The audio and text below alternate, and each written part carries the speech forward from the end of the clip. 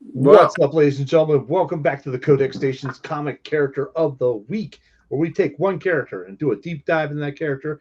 We give you all the badass moments, the what to read, badass covers, and everything that we like and don't like about this character. And tonight's character is none other than Cannonball himself.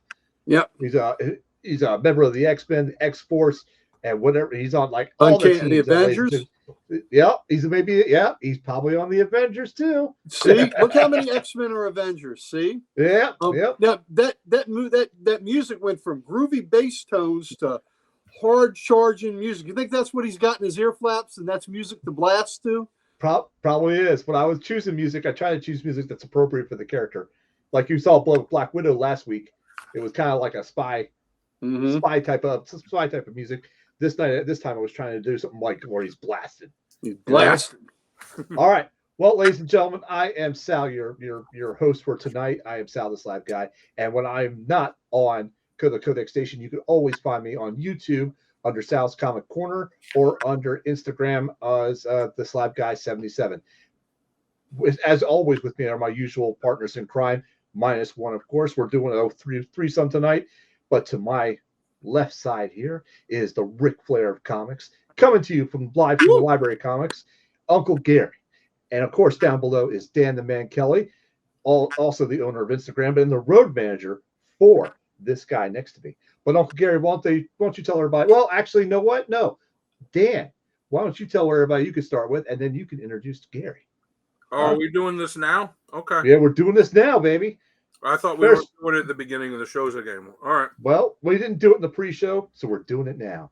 I have made that executive call. Okay. You can find me on Instagram at Dan Kelly Art. I just posted something today, so go check it out.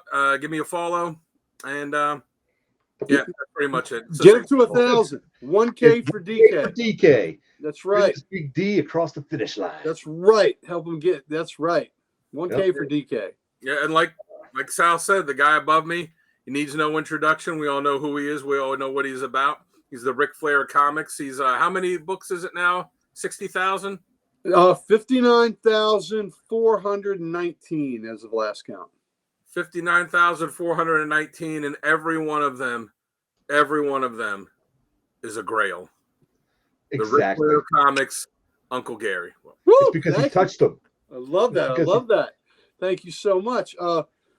Thanks for joining us tonight. I am a proud co-owner of Comic Logic. We are Loudoun County, Virginia's only comic book store. Please come in and see us. You can see me every Wednesday getting my weekly fix, putting it right in there, getting it mainline. And I've told you before, comic books, reading comics builds muscle because you're lifting those books, you're turning them pages, then you're carrying a stack. Then you're carrying a short box. Then it's a long box. Then you're stacking them one onto the other. Next thing you know, you are jacked from all those comic books that you've been lifting. Do some push-ups too. All right. Never hurts. So, never hurts. Never hurts. At Comic Logic, we do a Facebook Live show the first 3 Thursdays of every month. Today we did our first Thursday. We do our preview show, and then the second and third Thursday we do our Ye Grumpy Old Nerds show, where myself, my best friend Mike Harbour, and our principal owner Rob Kalin, we talk comics, we talk pop culture, we talk movies, TVs, sports, anything else that interests us old geezers. So please come see that. And then let's also, I want to say we have a couple really great events coming up on April 20th. We have our spring, or actually it's our anniversary show, our 9th anniversary show. Then on May the 4th, we have not only is a Star Wars Day, but it's Free Comic Book Day. And on that day, we have an appearance, a signing by Mr. Brendan Wayne, who will be here at Comic Logic. And he is the fellow that does the acting in The Mandalorian, for The Mandalorian when the helmet is on. Not the stunt work, but everything else that when the helmet is on, Mr. Brendan Wayne is doing the acting. He's also John Wayne's grandson, which means a lot to me because that's royalty there, John Wayne's grandson. So I can't wait. Sir. And he will be signing comics. He'll be signing photos. He'll sign shirts. Might sign bare flesh. I don't know. We'll have to ask him. So please come out and see that. And then also on May 19th, it's a Sunday, we have our Spring Lot Con, which is a mini Comic Con in the Comic Logic parking lot. So please come see us there. Sal and Dan have been there for that. It's a lot of fun, family friendly. It is. So please come do that.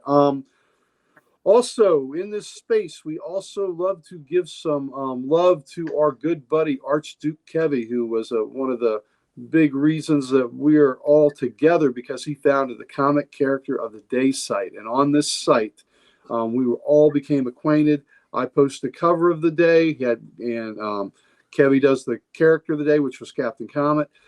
Dan does a panel of the day, a question of the day, and Sal is a frequent contributor, liking things, disliking things, and making sure that we are giving you the quality product that you deserve. So big thanks to Archduke Kevy for that. And that rounds me out. And back to our main man, the man in the Capitol sweater, the man that was watching. Up 6-0 now. Up 6-0. Who got that goal? Sonny Milano got that last goal. Sonny with quite the hair. Oh man, I know. He's got a hell of a salad under that bucket, right? That's true. That is so true. So true. But here at the Codex Station, Gary, what do we got, and what do we want to give to everybody? Oh man, at the Codex Station, all the hosts here, we have all the socials, and we would love to give them to you. There you go. Speaking of the Codex Station, head over to thecodexstation.com. Check out the site, get some merch, meet the team, and so much more. It's a fabulously designed website by someone special. We're not sure, but it's his name's Sal something. Sal something. But you can also see what we like and what we don't like. We got some bios on there. You can read all about it, see what shows we're on. So go over to the Codex Station and check it out. All right, now that this is out of the way, gentlemen, we are covering Cannonball. So Dan, go ahead and give us the info on this guy. All right, well, Cannonball first made his appearance in 1993 by the Breeders. Oh, wait, I'm sorry. That's the song Cannonball.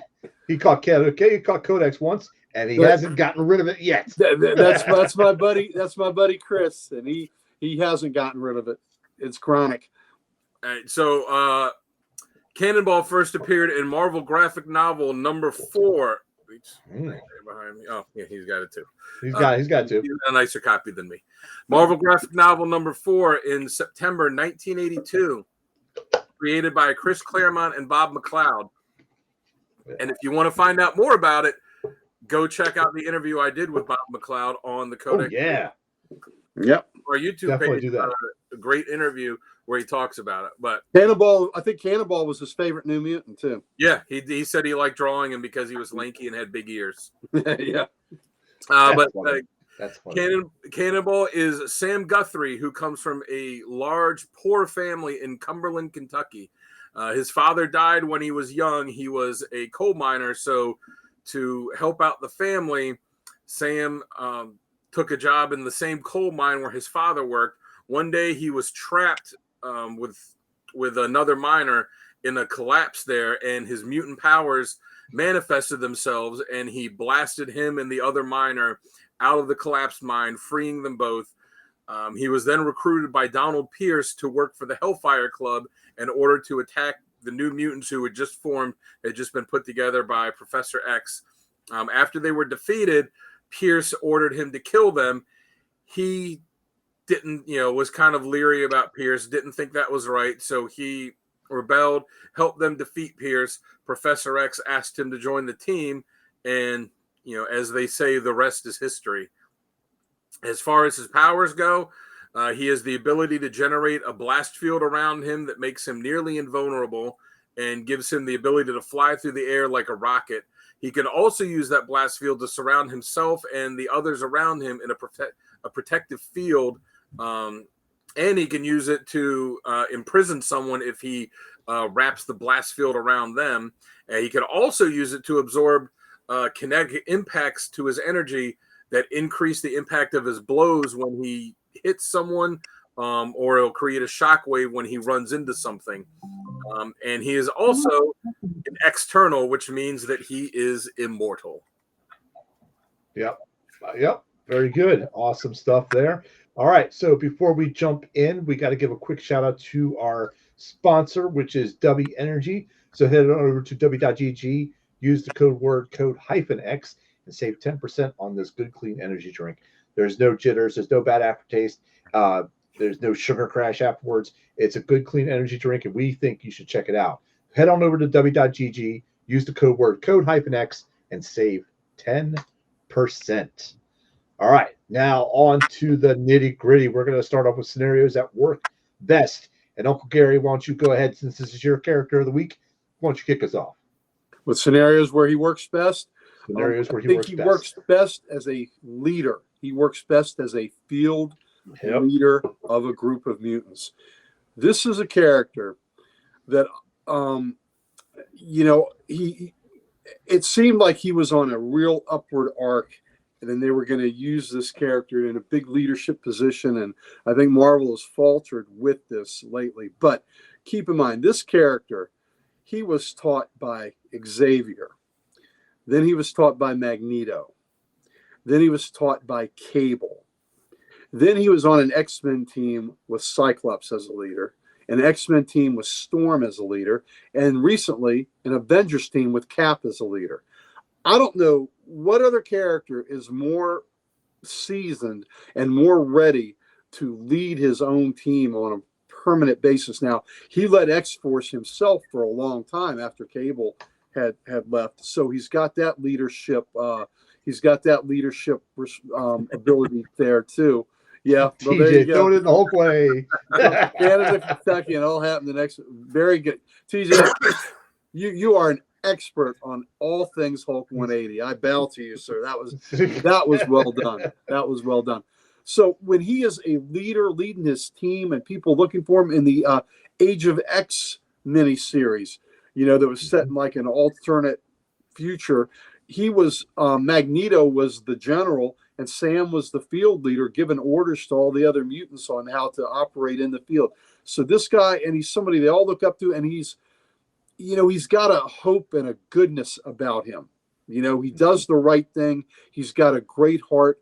He's got that big family that he was taking responsibility for by digging coal, which is, God, what a tough job that is. But he took that responsibility on as the eldest. I think he's not just a vital cog in a team.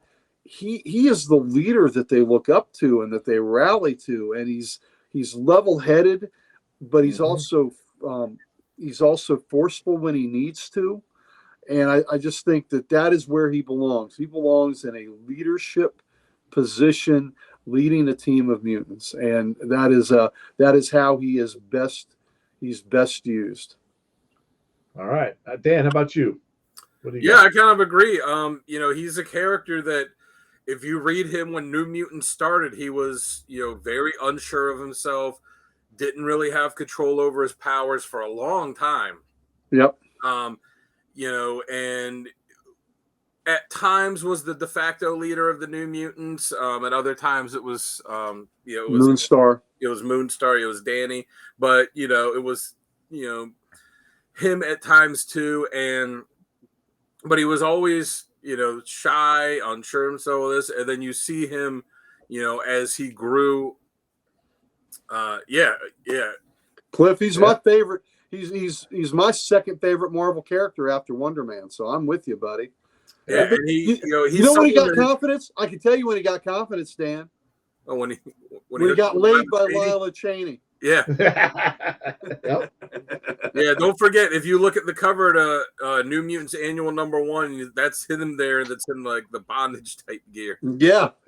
Yep. But yeah, he's someone that was very unsure of himself and shy and soft-spoken, and you saw the character growth that he had over the years where he grew into, a leadership role. And then, he met Smasher on the Avengers, and, even though, Sunspot. And he smashed her and gave her a baby. Yeah, Sunspot was pursuing her, but she didn't go for Sunspot. She went for Cannonball, and they got married and they had a kid together. And now he's, he comes from that large family in Kentucky where he's got, where he's got, the brothers and sisters are all mutants, and now he's starting to have his own family too. And yeah, he's been, in the New Mutants and X-Force and the X-Men and the Avengers. And yes, he did. Yes, he did, Chris. And we got the baby because he was Cannonballs deep. Oh, God. God. But That's crazy. I agree that he works. He works best, in a leadership role, which they don't seem to use him in much anymore. But we'll get into more stuff with that later. I also like the friendship he has with Sunspot because when the New Mutants started, the two of them did not get along at all. They were as opposite could be, and you saw their friendship grow over the years through New Mutants, and then into X-Force, and to the point where if they were used correctly, they could be one of the best buddy tandems in comics, but they don't. But every time they use the two of them together, like, it's great stuff. And I always like seeing the interactions between the two of them, because as Sam has grown to be more confident, as he's gotten older, Sunspot has grown to be less arrogant. I agree. He's another character that's had a lot of character growth over the years too. Mm-hmm. But the two of them, I always thought, worked really well together. Absolutely. Yep. What about you, Sal? Well, I was going to say I got to pair both of you guys on this one because I think he is meant to be a leader. He is a good leader, and he works best as a leader. And I think you forgot one, Gary. I think he was also trained under White Queen as a Hellion. That's right. He was. Yes, that's right. Very good. So he was a Hellion as good well. Point. So he's gotten these just training from all different perspectives. You've got Professor X, who's a lead by anonymity, protecting everybody type of thing. You got the White Queen at the time that was leading the Hellions was not that type of person, but still led a team. Then you've got Magneto, who was trying to follow Xavier, but not 100%. And then you got Cable, who's also now a soldier from the future. Yeah. So that's a broad range of leadership roles that was like trained or passed down to him. And working as a leader with a big team is very much his wheelhouse. And Dan, I agree with you about the friendship with Sunspot, and that it almost reminds me of Beast and Wonder Woman without too much comedy, But it reminds me of that type of bond, because that type of bond is very hard to break when it gets to that level. And I think that's where he is with Sunspot. He says he's very much bonded with them. They could almost be brothers. Yeah, in my opinion. Absolutely. Yes. You gotta refer to there's one scene in X-Force when Sunspot was captured and he was being basically experimented on and all this, and X-Force frees him, and Cannonball gets him, and Sunspot's got all this energy, he's getting ready to blow, and he's flying up, and Sunspot says, oh, you got to drop me, and he goes, no, I got to get you away from from civilians. He's like, we'll just go through me. He's like, no, I'm with you. He's like, you're my brother, I'm with you, and kind of refers to him as that. When Sam was lost in the war the Avengers had in deep space, Sunspot's the one that put together a team to go search for him. Right. He wouldn't accept that Sam was dead, and he was right. And they found him. So they go to the ends for one another, which is fantastic. Right. Absolutely. And I love that. And I love that I guess that dualship or whatever, we're going to call it, that friendship. It just shows depth and meaning to a character. It really does. So that's awesome for you guys. Let's jump now to badass moments. I'll kick this one off. I have two pretty much badass moments, only because life has gotten in the way for me lately, and I haven't had time to read much. But I have read. These are my two badass moments, and some of you guys are going to go into more depth on this one because I know this is on your badass moments. There's one that's got to be on every list. Yeah. This is where he shakes off Gladiator's most powerful hit. He just shakes it off, and he actually hits Gladiator to the point where Gladiator is like felt it and was like confused and like, wait a minute, I just got hit. That type of situation. Like, oh my gosh, there's someone that actually can hit me and I can feel it. This guy's dangerous. And keep it in mind that Gladiator is Marvel's Superman. Right. John Byrne created him because he always wanted to do Superman. This was before he came over to DC, and Gladiator was his version of Superman. Right. And I believe this came in X-Men 341. Yes. Because I have that also written down up there. So, so Yep. that's going to be there. It is. That's an awesome cover too. Mm-hmm. You're going to see that later as well, I think. So, all right. Cool. So for my next badass moment, and it's not really anything physically powerful, but it's mentally powerful. This is where he's standing up to Xavier about the dream, and he's going through this thing, and he goes through all, like I was saying, about all the leadership that's been training him or have trained him, and he's like, do we want to come at the people with an open hand or a closed fist? And this is how we have to decide what we're going to do. Are we going to greet the people and take them in, or are we going to have to stand and protect or even defeat the enemies? That type of situation. There's this long haul, drawn out panel, and it is amazing how he actually talks Xavier out of like controlling him, or not controlling him, but rather making him stand up for himself. Well, controlling X-Force. It wasn't just Sam; it was the whole team. Yeah. Right. Exactly. Because I think Xavier wanted to take over X-Force or something like that, and he's like, "No, that's not going to happen." And he went on with his whole spiel, and the whole open hand or closed fist idea was just amazing and powerful, in my opinion. Not physically powerful, but just intellectually powerful for me. I agree. That spoke volumes. So that's what I have for my two badass moments. Gary, what do you got? Okay, so I have those absolutely too. I'm going to say, so number one. Please expand on them if you can. Yeah, please expand on them. On everybody's list has got to be the Cannonball, the kicking Gladiator's ass. So Gladiator again is Marvel's Superman, but the difference is his powers are confidence-based. So if his confidence is shattered, then his powers just diminish. They go out. So so Sam, he wants to get in touch with the X-Men. Of course, they tussle, and he's tired of it. And he hits Sam with his most powerful blow, and Sam deflects it with his energy shield, and Gladiator's confidence just goes down. Rocks. And God, what was the panel? He says something like, "Well, partner, is that your best shot?" Yeah. That. Was that your best shot? And Gladiator's face dropped, and then bam, Sam used that kinetic force and threw it right back at him and knocked him out. Yeah, and that's what he said. It says, he hits him with it, and then you just see the question mark, exclamation point, word bubble from Gladiator, and then Cannonball standing there says, "So tell me, partner, was that your best shot?" Gladiator goes, but that was my most powerful blow. And you live? That's not possible. He says, "We got a saying around these parts, sir. Impossible is a matter of perspective." Yeah. There you go. Right. But check out the way he's drawn in that right there, where Sam's drawn. Yes.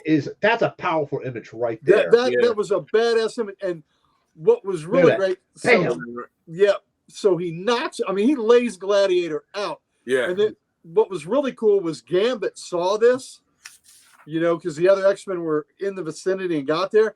And Gambit said, "My favorite part was when you made him doubt it, and then you made him you hesitated, made him doubt it even more, and then you delivered the coup de grace." Yep. And it shows the Cannonball smarts too, because it was, because he is having the thoughts to himself as he's fighting. Yep. He's like, I remember from the files, so he studied the X-Men files, so he knows. Yep. Absolutely. As a good leader should. And Snoop or Chris there is absolutely right. Gladiator is made to be a jobber sometimes. Absolutely. He gets his overconfidence is his biggest flaw. That's for sure. So that is my number one badass moment. Number two, now we're going to get into some Uncle Gary story time, because the get the popcorn, ladies and gentlemen. It is also this issue right here. Yeah, that's the one I'm referring to. Yep. So X-Force has been pretty much under house arrest at the X Mansion. By Xavier. After Executioner's song. Yeah, right. So their house arrest. Sam was the only one that was allowed to go into the field and help defeat, the bad guys in this. And why X-Force, the rest of X-Force was pretty much confined to the mansion. So Sam is going to confront Xavier, and this is before the open hand part. This is a preamble to it. He goes, "Not to sound disrespectful by being blunt, but we've been comfortable prisoners for almost 3 weeks now. and we need to know what's going to be done with us. And Storm jumps in and has a few things. And she says, again, not to be disrespectful, Storm, but so what? You know, what we did, that's any more or less legal than any of you have been doing. Breaking and entering, come on. Assault, self-defense, battery seems to come with the territory. How many ins and outs can we all take? And Xavier says, well, that's simply not the law, Samuel.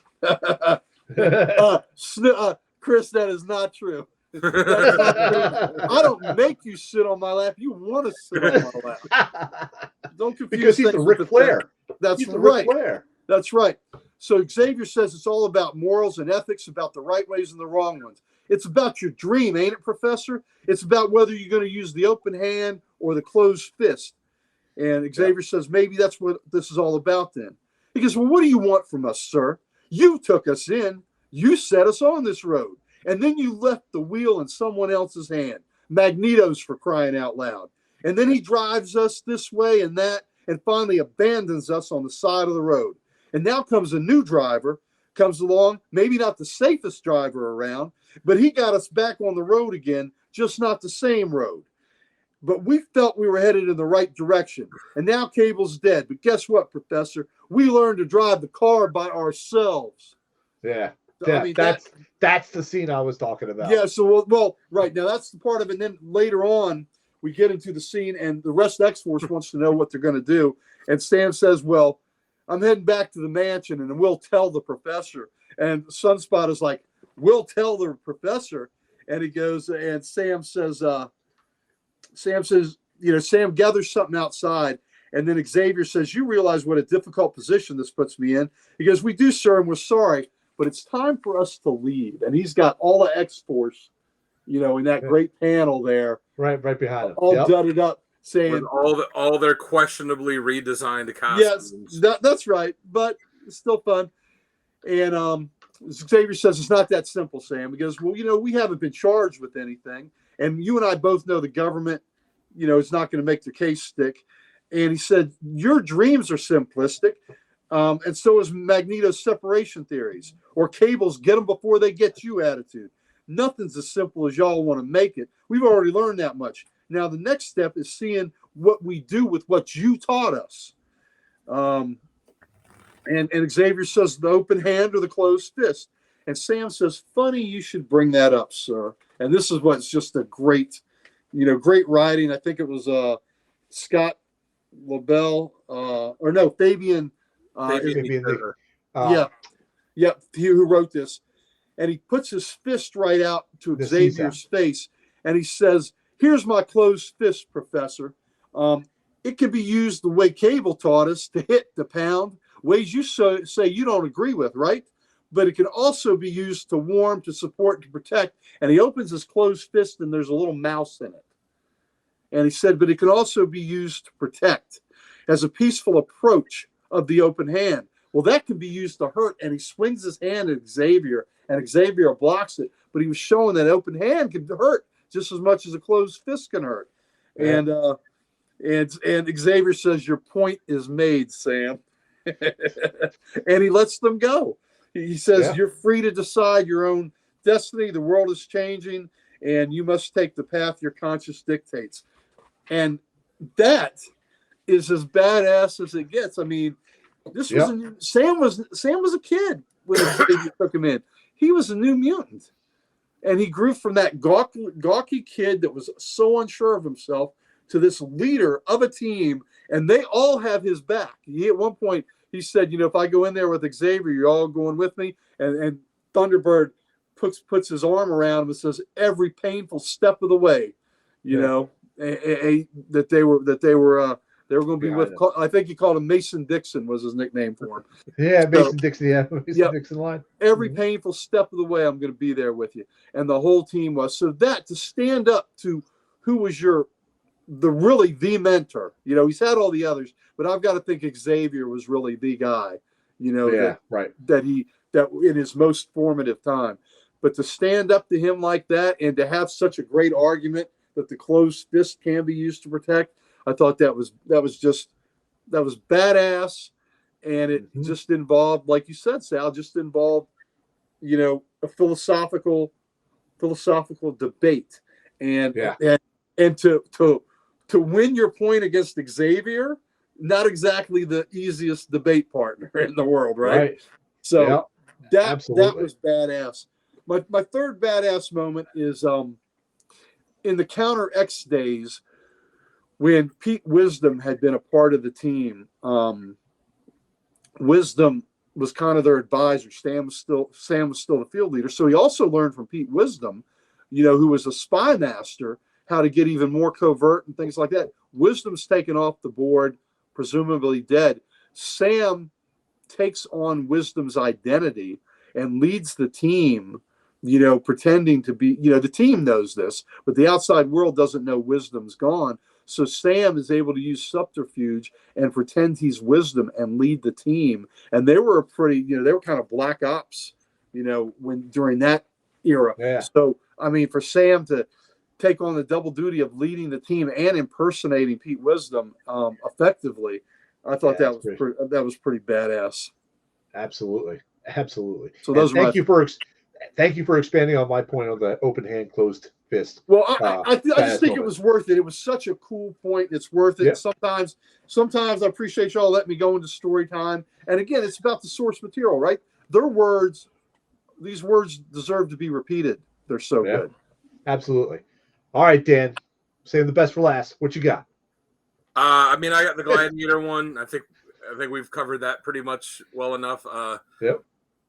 I mean, when you come to Cannonball, that's got to be the one, because I got to say, too, that as I was reading all this old stuff, I was like, they don't give him a lot of time to shine for those epic moments for stuff like that.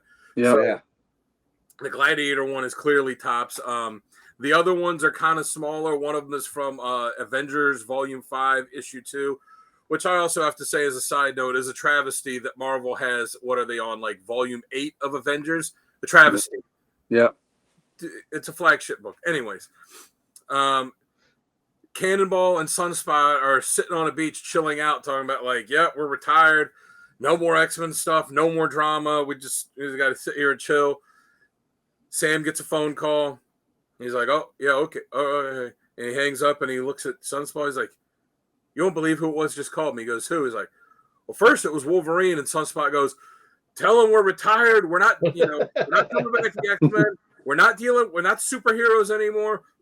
We're not dealing with the superhero stuff anymore. We're not dealing with the drama. We're tired. It's time to kick back. He's like, but then he handed the phone to someone else. And it was Captain America.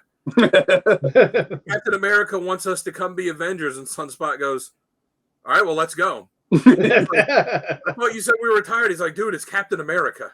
Yeah. And it's the fact that Captain America personally called him and said, hey, I want you to come join the Avengers. Unfortunately, in that volume, he might as well have not been there because he didn't really do much of anything with him. But it was still cool when Captain America calls you and personally and says, hey, I want you to come be an Avenger. Yeah. Hey, you're on the roster. That's yeah. You're playing for that team. Everything. Yeah, exactly. And I mean, he did eventually meet his wife there. Yep, and smashed her. Yep. And then the other one I got is, Gary here says sometimes you'll pick like the quieter. Yep. Moments. I love it when you do this too. So I've got one from Uncanny X-Men 503. He is out, goes out to a bar. It's him and Moonstar, and I forget who the third one is, but it's him and a couple of the other New Mutants. And they're just in this bar. They're going to have a drink, and they're talking about, their lives. And he's talking about, like how crazy, he's like, think about how crazy our lives were. We were kids and how we grown up in this and that. And they're talking about the superhero stuff. And the moment that I liked was the one where he says he doesn't care about the big stuff anymore.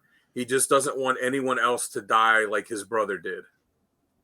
So he's saying, I don't care about the superhero stuff. I don't care about, all this grandiose saving the world. He's like, I'm just here so that I can, I'm just here to make sure that nobody else dies, because he's still feeling the hurt from when his brother died. So, I mean, that's badass there. Yep. So that he's not in it for glory, for anything like that. He's solely there just to save lives. because he knows he's gone through what it's been like to lose someone. Oh, I agree. That is a great moment. I love that. Powerful. And plus, after, I mean, just, losing your dad at such an early age from black lung, and badass before his powers even manifested. Now, this bleeds over into real life. Anybody that goes down into the earth in those conditions and digs coal is a badass. Yeah. That is one of the hardest, easy, most dangerous job on the planet. And if you do survive, not many of those guys live very long to collect their pensions because the black lung gets them. So those guys that do that, that's as badass as it gets, man. Yep, absolutely. All right, so let's move on to our next segment, and this is going to be critiques of the character, what we don't like. And Dan, why don't you go ahead and kick us off on that? For a character that I really like, and I know we all really like him, I've actually got a lot of them on here, and it's not because of problems with. Thank you, TJ. It's because of the way Marvel has handled him. Yeah. I don't like how they dropped the aspect of him being an external. I mean, that's a really cool thing. He was in the issue of X-Force. It was I forget the exact issue. I want to say issue 8 or 9. That sounds about right. Yep. He gets it's because it happens at the end of one issue, and then like the whole next issue is this Cable flashback scene, and then the next issue after that they deal with the aftermath. But he gets impaled by Sauron, and Cable's like, "Come on, wake up! Like you're supposed to be an external." And then he, dying is supposed to be the beginning of living for you. And he wakes up, and then he tells him like, "Yeah, you were dead. Heart stopped everything." And that's when we learn that he's an external, which means he's an immortal mutant. There are very few of these mutants are immortal. Apocalypse is another one, and that's something that they just completely dropped. And it wasn't even that they completely dropped it before the Age of Krakoa, where it's like, oh, we're gonna resurrect everyone. Like they just, since almost right after it was introduced, they just haven't really dealt with it at all. And like that's such a cool aspect of the character, and something that early on too he would kind of question.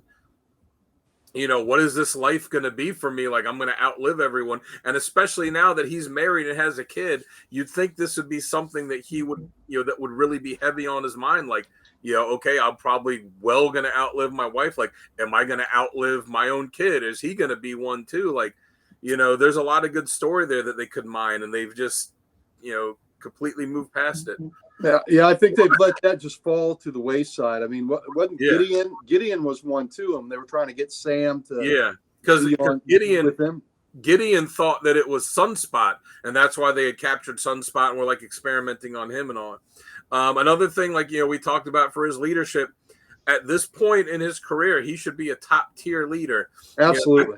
I kind of look at the X-Men like there's so many of them now, way too many, but there's so many of them. It should be Cyclops is like the 4-star general, and then he's got a couple leaders underneath of him that all have their own teams. Storm should have one, a couple others.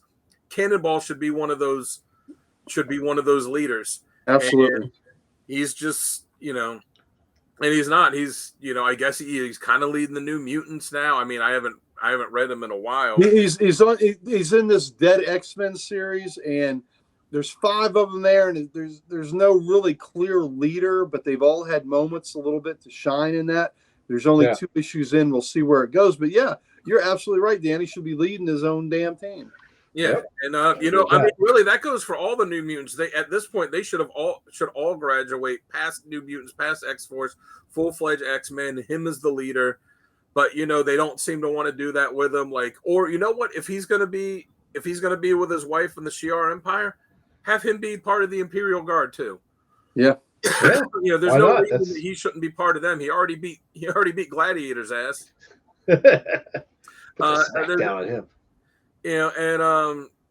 So yeah, those are my 2 main ones. And then there was another one that was just kind of a little gripe that they haven't done in a long time. But if you used to read, if you read him a lot in New Mutants and X-Force, he would always announce what his powers were, to the point that like other people would make fun of him. Like he's like, because when I'm in my blast my blast shield. I'm nigh invulnerable to the. And he starts to the point where he would start saying other characters would be like, yeah, we get it. You're nigh invulnerable. Yeah, like they did repeat that a lot. Like, yeah, dude, you don't need to announce it all the time, but really, yeah, just the way he's just drastically underused. And like I said, Hickman put him on the Avengers team. I went through the first. I wasn't a huge fan of that run, but doing research for this, I went through the first 24 issues of it. He's barely in it. Like, he's in the background a couple times, and then there'll be 3-4 issues where he's not there at all, and then he's just kind of hanging out in the background. Like, you could have taken him out of that book, and it would have had no effect on it, because it's like he was just there so that they could be like, oh yeah, we threw some mutants on that weren't the Avengers, and now they are. Like, it was a waste to have him in that book. When he was in U.S. Avengers later, that he actually did something there, but it was just a waste to have him on there, and it's a disservice to the character. I agree. Yep. I totally agree. All right, Gary, what do you got?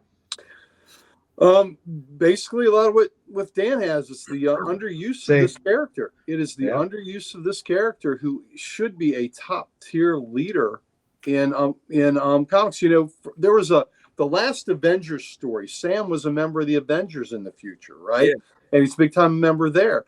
In the U.S. Avengers series, when they thought he was dead, he was on this alternate planet. He pretty much led a revolt and freed everybody there, and they started their little revolution against the people that were running the place. So Sam's got that innate leadership, and to not use it, I think, is criminal. And another cool thing about Sam is all these great leaders that he has. Sam's got backbone, because he stood up to Xavier, he stood up to Cable, he stood up to Magneto. He has stood up to these, huge alpha males, right? Yeah, and not back down at all. So Sam's got that grit in him that makes him a great leader. He stood up to Cyclops, in the Age of X. He was standing up to Cyclops. So it's just the underuse and not appreciating what they have here and what they have cultivated this guy to be. Where I don't know of any Marvel character that has a better resume to be a leader in the whole in all of Marvel Comics. That's not already a leader. That's not already a leader, right? That is not already a leader of a major team. There's nobody that has Sam Guthrie's leadership. And I always liked that this character a lot of times was depicted as as having faith.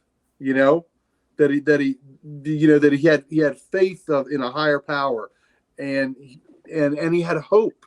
There was just an inherent goodness in him. Like Dan was saying about, with his brother, he wants to be there and make sure nobody else dies like that.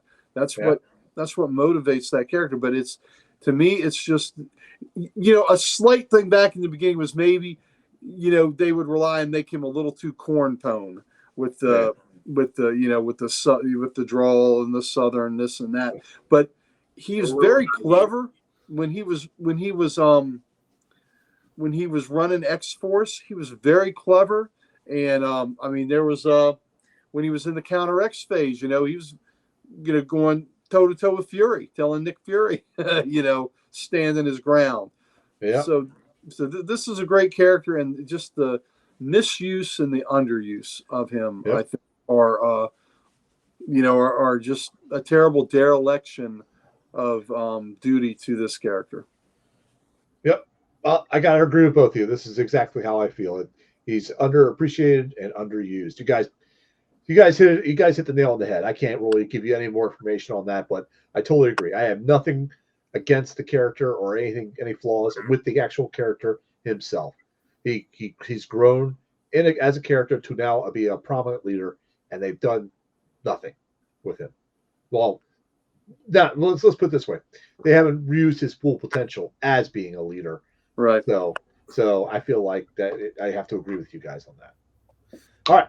So let's jump on to our next segment, which is top covers. And we're going to go through and show us some top covers. Here we go. And how about you, Dan? Let's let you go first with your top covers. Woo! That's me. There's Dan. Let's see them, Dan. There you go. The good ones. All right, yeah. So on the end is the Marvel Team Up 149. I almost used that cover. There is, and this is another thing that talks, that goes to him kind of being underutilized. There are not a lot of covers out there that prominently feature Cannonball. He's on a lot of covers, especially for New Mutants and X-Force, but there's not a lot that like prominently feature him as right. One of the main figures on it. And this is one that I thought was pretty cool. It's outside the normal stuff with him teaming up with Spider-Man. Excuse me. And if you read it, it's kind of a cool story too. He's going out to go to this a fancy store in the city so that he can buy this nice hat for his mom because she wanted and it's a pretty cool thing with that. And the thing I like about it also is you see where it has that logo that says Cannonball. To the best of my knowledge, this is the only time that logo has ever been used in Marvel Comics. I could not find any because he's never had his own miniseries or anything. This is the only thing I've ever seen with a logo for him, and it was on this issue. It almost looks like it's blasting too. It's pretty cool. Yeah, it's a cool one. It's kind of disappointing that they didn't give him a miniseries or anything back then, just to put that logo on it. Yeah. Yeah. Then the middle one is the X-Men 201, where it just looks, it looks badass with him blasting forward. Iceman behind him, kind of looking mean too. He's got the fist out like he's coming at you. He's going to do some damage. And then the one on the end there is New Mutants issue 1. This is the written by Tim's favorite writer Zeb Wells. Oh, there you go. But this was, I believe, volume 3. Yeah, this is the issue 1 of volume 3. Volume 3. Yep. The awesome Alex Ross cover. But even though it is a team cover, because I think it's good because he's a character that does function well in a team as the leader. But I also like how he is the center of it and kind of blasting upwards, and the way that Ross painted the the energy around him, I thought just looked super cool and really dynamic. That is a great cover. The center one is Roberto Ramos, right? I believe so. Yeah, it says Ramos on the cover. Yes, it is. Okay. And then the Marvel Team, and that's the second to last issue of Marvel Team Up, by the way. It ended at 150. Because the one after it is the one with the X-Men. Yes. And so who did that cover? Do you know offhand? Hold on a second, and I will look inside the book. Ladies and gentlemen, you can't see this, but he's actually got the book. Pulling it out of the book. Pulling it out of the bag. Well, the artist on the book is Brett Blevins, with Mike Esposito as the inker. And the art like I said, I can't tell because I don't see an artist signature on the cover. It doesn't quite look like. There's something at the bottom. Yeah, what is that underneath the spider logo? Is that a CG? Underneath the what? Spider-Man head. Underneath the Spider-Man head, there's initials. I don't see any on my copy. Okay. Gotcha. All right. Well, it could be part of the bridge work, though, Gary. Maybe it is. Maybe that is.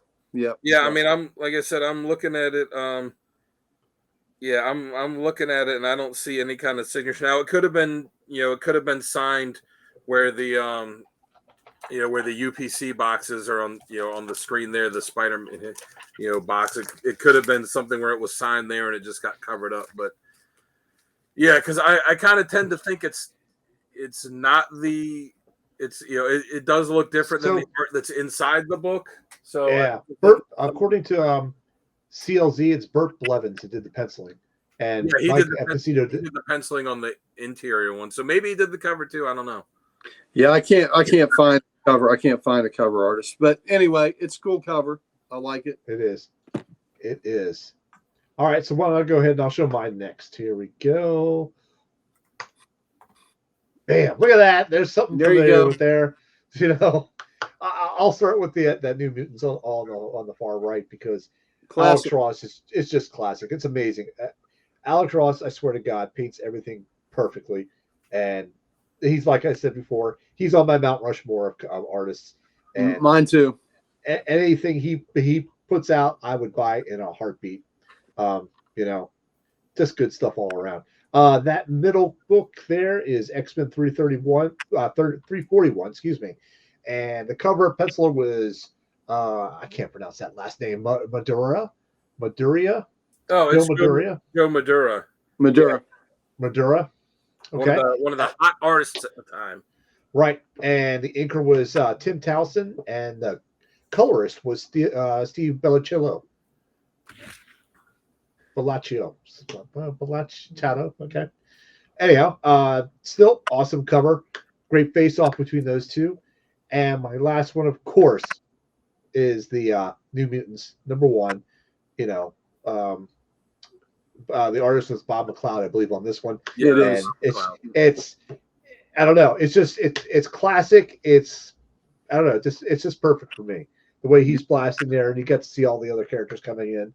Xavier's in the background, like barking out commands. But to me, Cannonball looks like he's in the lead as like the leader, leading the team in, into the battle. So that's why I like these ones. Those are great covers, fun covers. Yep. All right, Uncle Gary, you are up next, and mine are a little different. Yours, yes, they are. Mine are a little different. All different. Yep. So, and all the ones that y'all have shown were on my short list, but I mean, I had quite a few. Yeah. And there was one I didn't do. I think it was New Mutants like 42. That was a Barry Windsor Smith cover that broke my heart not to use, where he's holding Lila Cheney. Oh man, it was fantastic. Yeah, Dan's got it holding up. Well, we'll show Dan after we do these covers. Yeah. X-Force 44 is the first one there on the left. That's Adam Polina and Mark Farmer did that cover, and that is going to also be on my must reads. So I just love that. That's he's graduated. He's going to be an X-Man now, and he's leaving the team behind. And it was I just love the emotion in that. He's got his bag on his shoulder, and the journey's about to begin. And it's a homage to the time where Cyclops leaves the X-Men. Yeah, it is. I think so. Mm-hmm. The one in the center is by Shane Davis, and it's Uncanny X-Men #5, volume 5. Cover. I love that cover. It's by Shane Davis, and I love it. And look, he's just blown through the Sentinel's head. So he's blasted through the Sentinel's head, and now he's on his way to get another one, I'm assuming. And that's the best costume, where he's got the flight helmet with the goggles. He's got the bomber jacket, and then the rest of the costume you can't really. It's just like a basic pair of gloves, just a normal kind of pair of pants and boots. But like he looks like he just looks like a like a pilot, like an airman. It's not some kind of elaborate costume, and I think that's the suit that best fits him. Not like the one which is kind of on the side where it's just like, I'm going to put a C on my chest. Yeah. Yeah. So I agree. I like the costume in the center the best. But the one on the right is X-Men 197, Volume 1, Chris Boxleo. I just think that's a really cool look with the kind of shadowy, and the smoke off him is like he's getting ready to blast or he's just stopped blasting. Yeah. And it's just... And it's dissipating. Yes. And I just think that is just a badass cover, half shadow, half not. And, I just love the silhouette of it with the smoke rising off of them. Yeah, that's pretty badass. I love it. All right. So, look, Dan, let's see that book once more time here. Let me get this off there. There it is. Yeah, that was a hard cut for me not to use that one. That's Barry Windsor Smith, and that is just really, really awesome. Yeah, absolutely. All right, so this brings us to our next segment of top readings. And Uncle Gary, you're going to go ahead and kick us off first with that. And let's get that tile up there for you. All right. There you are. All right, so my recommended X-Force 19, Volume 1. We have talked about this a lot. I read from it. This is where he stands up to Xavier, not just for himself, but for his whole team. And basically telling us telling Xavier, this house arrest thing, this shit is over. We are out of here. We're done. Yep. Yeah. And they could have left. They could have just left, that's for sure. But to get Xavier to go along with it and give him, And agree with him. Agree, if this is what you want to do, then I'm not going to stand in your way. So they didn't just bust out of the joint. They walked out the front door. So and he makes the point too during the journey. He's like, what have we done that the X-Men haven't done before? Exactly. Yeah. Exactly. X-Force 44. That was one of the cover I showed where he's leaving. And this is Cable has come back to the team now. Sam was leading the team. Cable has come back to the team. And Cable tells Sam he doesn't have a place for him anymore. And Sam is just crestfallen. He just doesn't understand after all he's done. And Cable tells him it's because you graduated. And there's a nice narrative about talking about his father in the big leagues. Either his father was a baseball player. I think his father was a baseball player and wanted to get the call up to the big leagues. And he got the call to the big leagues to go to be an X-Man. And that's what he was kind of, they were kind of making it a similar path, like a ball player getting a call to go up to the major leagues. And that's what he was. He got to go to the X-Men. And it was bittersweet because he left his team behind, left his girlfriend behind, who at the time was Boom Boom. And I just thought it was a wonderful coming of age story where you've reached that other level in your life where you've achieved the upper echelon, the big time.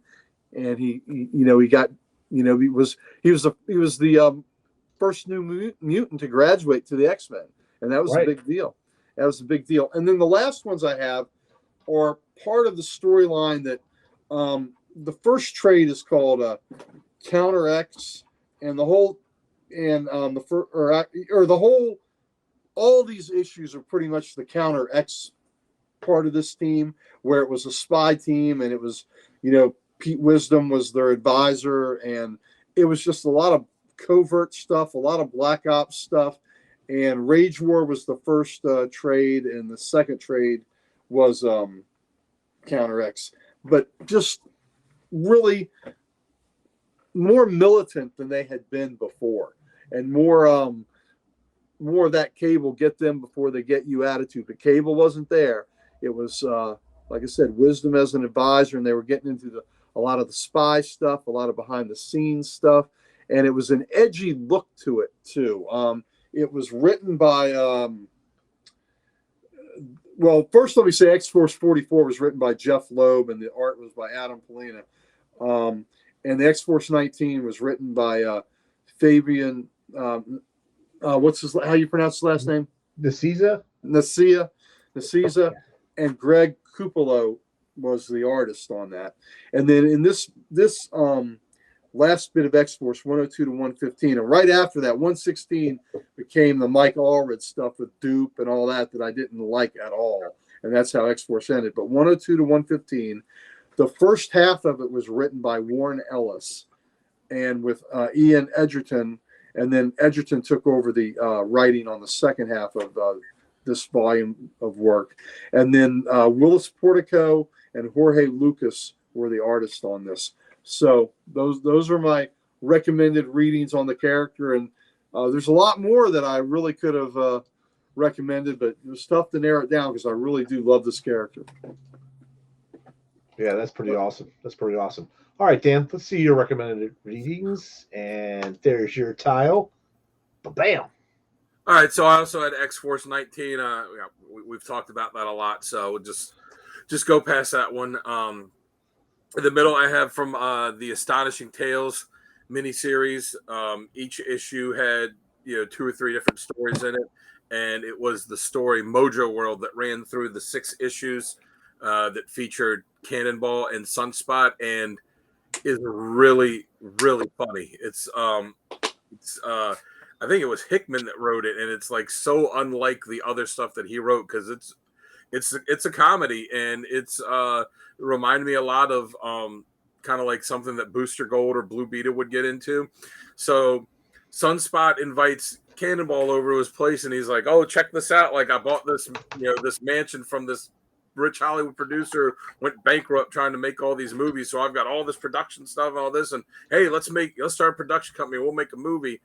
And then Mojo kidnaps him to the Mojo world, and he's telling him, like, "Look, we got a problem. Like, all my writers unionized and they quit, and it's something about me treating them like crap or whatever." He's like, "But I need writers. I need to pump out content because everyone in this world is addicted to stuff, and this content, my shows and movies, and I don't have anything to give them."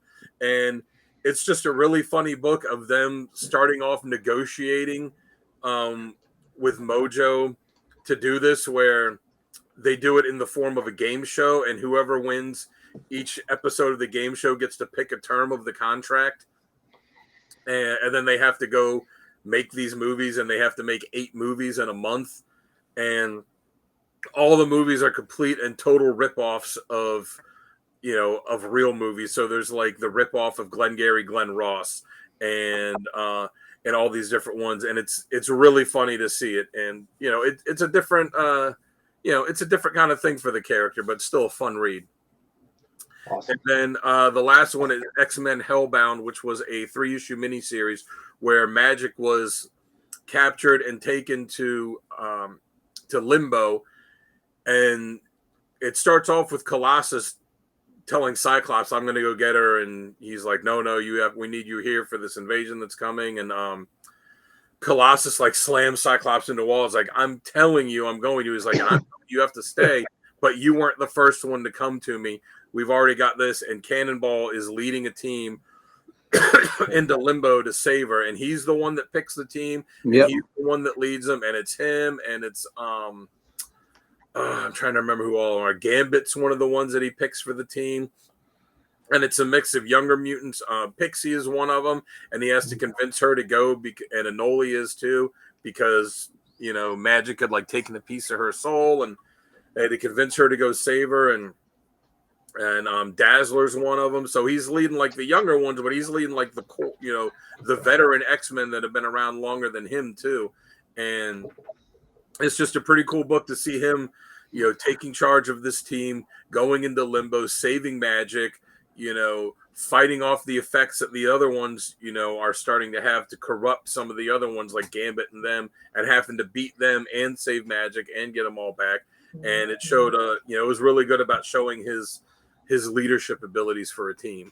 That was on my short list too. And he's the one that went to Cyclops and said he wanted this job. Yeah.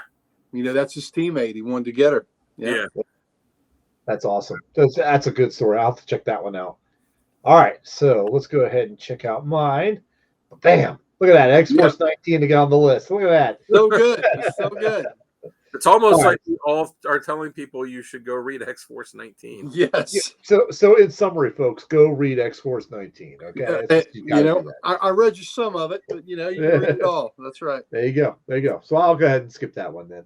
I got the New Mutants from their first volume, number 41 to 47. This has that classic cover that Uncle Gary was talking about earlier that Dan shows you, where he was holding, his wife in his arms like that.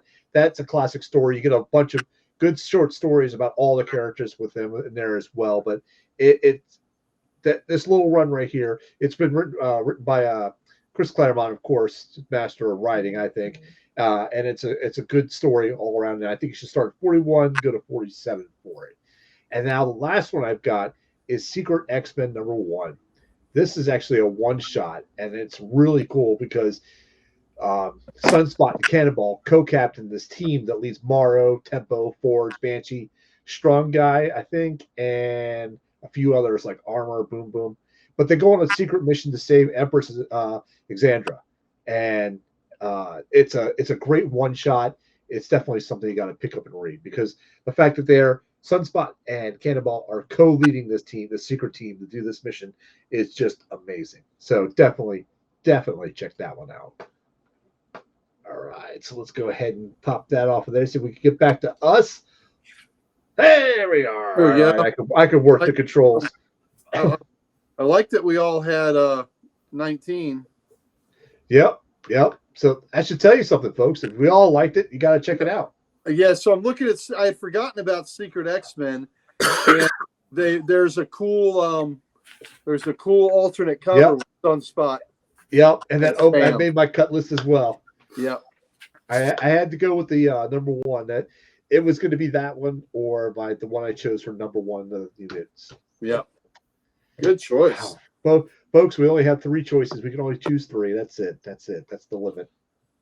Right there. All right. On to our next segment, which is going to be best writer and artist. And now these are 2 guys that don't necessarily have to be on the book at the same time, but both of them represent that character best. So when you think of that character, that's the picture or writer that you go to. Uncle Gary, who do you got? All right. So on Cannonball, some of my favorite stories are written by different people. So, like the X-Force 19 was written by Fabian. The X-Force 44 was written by Loeb. The Factor X stuff, or the Counter X stuff was written by Warren Ellis and Ian Edgington. They were good, but I think the guy that because so many different things I really like were written by different people, I think that puts me in a default mode, and I got to go with the creator of the character who wrote so many great stories with the character and molded him and brought him along the way. So I got to go with Chris Claremont on that. You can't go wrong with that. You cannot go wrong with that. Yep. So, but again, I love so many other stories, but so many different writers had pieces, but Claremont's breadth of work gets them that. And for artists, man, this was really tough too. But a series that we didn't even mention in this, I really liked when he was on Storm's team of Extreme X-Men. I really loved that series. I thought he had a good role on that series. He went I think that was a series where he went undercover in was it Graydon Creed's campaign? Yeah. Yes. So he went undercover in that too, as I forgot about that story. Yeah, as one of the workers in his campaign. So, but the art in that, a lot of it was done by Igor Corday and Salvador LaRocca. So I really like that art style. So I'm gonna give it to them on that. All right, Dan, you're next. What do you got? Claremont's a good writer, but for me, I went with Fabian Nicieza just because, when he was writing him in X-Force, that's when Cannonball really became the character, or started becoming the character as we know him now. Because really at the end of New Mutants, after Louise Simonson left the book because she couldn't stand working with Rob Liefeld anymore, and Rob Liefeld was plotting the books, and Nicieza was at first really just essentially just filling in the dialogue. And that's what it was when X-Force started too. To the point that, as a tangent, to the point that with X-Force, it would say in it X-Force created by Rob Liefeld. And there was one of the early issues where the box said, Rob Liefeld, plot, art, and then all of it after that, it said, Rob's scripter, Fabian Nicieza, Rob's letterer, Rob's colorist. And I was like, God, could you get any more egotistical than that? Yeah. But, could you be any more of a narcissist? But whatever. He started off where he was essentially just scripting over what Liefeld was plotting. And then when Liefeld left the book, he just stayed on and took over as the writer. And I think the stories became a lot better after that. But that's where he really, developed Cannonball into how he is now. And he was the one that wrote that X-Force 19 that we all talked about too.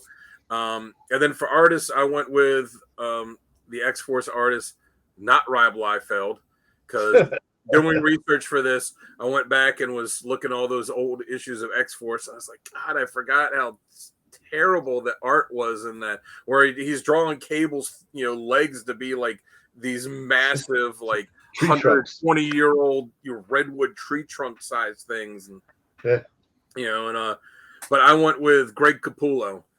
His artwork was not spectacular when he started on the book. It was very early in his career, but you could see him grow as an artist throughout it. And then especially by the time he was the artist on that issue 19. By the time he got to that and a bit after that,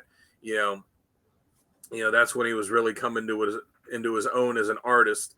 So, yeah, and these two, the guys that I picked, did work together. So Fabian Nicieza, Greg Capullo, those are the ones I pick. Good choice. Yeah, good choices indeed. Well, I was at a tough call on mine for writer because I do like Fabian and I do like Chris Claremont, as you can tell. So I actually sided with Chris Claremont on this one and went with him just because, he's the one that really started it all with him. So I went with that. But yeah, Uncle Gary's 100% right. There are many writers on there or artists that were just amazing. And it was really hard to narrow them down. For artists, though, I went with Bob McLeod on him. Okay. So I mean, Bill Sienkiewicz did some good stuff. Greg Capullo did some good stuff. I didn't mind that. I know he was just starting out with that time, but it was good stuff for me. There was another one, Francisco Mobili, also did some good stuff. He did the Secret X-Men issue. So there was a lot of tough call with this. And my dog keeps coming in and out. Jim Lee drew him one time when he drew that card for the X-Men collection. So, can that count? That counts. That was a good card. That was a good looking card too. That was a good looking card. So that's what I have for my two. So I agree with that. And the first Marvel graphic novel he was in, that was a really good graphic novel. Yeah. Artwork in that was spectacular. Yeah, absolutely. All right, guys. Well, I think this wraps it up. Unless we got any final thoughts we want to talk about Cannonball. Oh, Dan's got one. I got a piece of trivia that I guarantee neither one of you are going to get because that's challenge accepted for Gary. Hulk 180. Hulk 180. Now this was something that was shown in X-Men 503 where he talked about how he went to the bar and he talked about how he didn't want he just didn't want anyone to die like his brother. Yeah. When he goes to the bar, he had apparently just turned 21 and he shows his ID to the bartender to prove it. And they drew it like a full driver's license, got all the info on there, including his full birthday.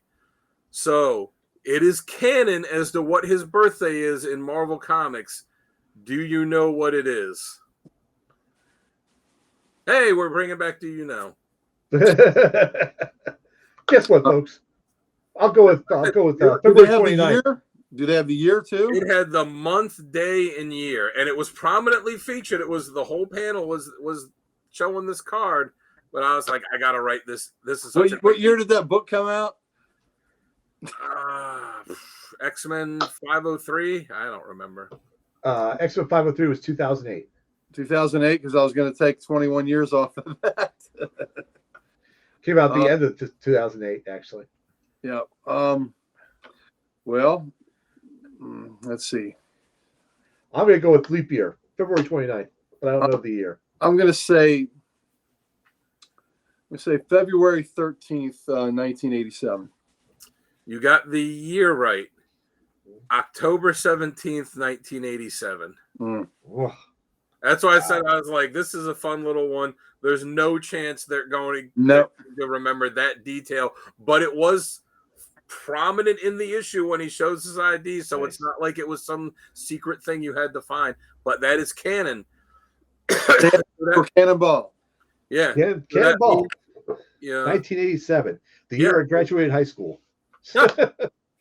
87. Geez, I had already started working at Metro the year before. Yeah. So that means that in I guess in real time, that means Cannonball would be what now? 36? Yeah. Yeah, roughly. Yeah. He'd be 36, 37 come October. Well, they're not holding that. They're not going to hold that year. They may keep no, of course not. October, what? 17th? Yes. Yeah. Oh, Pam says that's her birthday. Well, you know what, Pam? Now you share a birthday with Cannonball. There you go. So when you get your birthday cake this year, you can tell Safeway that you want a Giant or whatever. You could show them a picture of Cannonball and say, I want this on it. Cannonball said he was fortunate to share a birthday with Pam. Yeah, that's true. Hey, TJ, thanks very much. Thank you, buddy. Appreciate that. Thank you all. Thank you And all. hope you enjoyed that. And hope to see you this weekend, TJ. Hope to see you Saturday night, buddy. Yeah. All right, folks. I think this wraps up our comic character of the week. As always, I am your host, Sal the Slab Guy. When I'm not here on the Codex Station, you can always catch me on Sal's Comic Corner on YouTube under Sal's Comic Corner, or under Instagram as the Slab Guy 77. Down below me is Dan the Man Kelly. Tell them where they can find you at, buddy, and I can put that up there for you. Yep, like it says, check me out on Instagram at Dan Kelly Art. There you go. And of course, to my left side or right side, which way were you looking, is the Ric Flair of comics, Gary. All righty. Again, want to shout out Comic Logic, my comic store, one of our sponsors now, Comic Logic. And we are Loudoun County, Virginia's only comic book store. Please drop in and see us. We have some big events coming up. We have our 9th anniversary day on April 20th. So please come see us then. And we have our big free comic book day celebration on May the 4th, which is the first Saturday in May, like Comic Book Day always is. But this year we have that special signing with Mr. Brendan Wayne, who is the actor that in The Mandalorian, that when the helmet is on, except for the stunt work, when the helmet is on, he's doing all the acting, and he'll sign your comics, he'll sign pictures, and we would love to have you for free Comic Book Day. And then we have our Spring Lot Con on Sunday, May 19th. So those are big events that we have there. Please come see us. The Lot Con is just a mini Comic Con in our parking lot at a lot of fun. So please come see us there. All right. And of course, you can always find us on Comic Character of the Week, right, Gary? Absolutely. You can find us on Comic Character of the Week, and we are on all the socials. We're on all the socials, and we are major players on Comic Character of the Week. So that's where Sal was going with that. Archduke Kevy started that site, and I do the cover of the day. Dan does a panel of the day, question of the day, and Sal's always contributing on that site to see if we're getting everything right for you. But Archduke Kevy, big love to you. And I'd start out here at the Codex Station. Please see us on all the social media sites, because we have all the socials and we enjoy giving them to you. Absolutely. And when you're done doing that, going over to thecodexstation.com and check out our site, our fabulous website. Get some merch, meet the team, see what we like, see what shows we're on, and so much more. That's thecodexstation.com, ladies and gentlemen. All right, this wraps up this week's episode of Comic Character of the Week. Thank you guys for checking it out, and I hope you guys have a 9.8 day. See ya. Blast off. There we go. We get a little blast.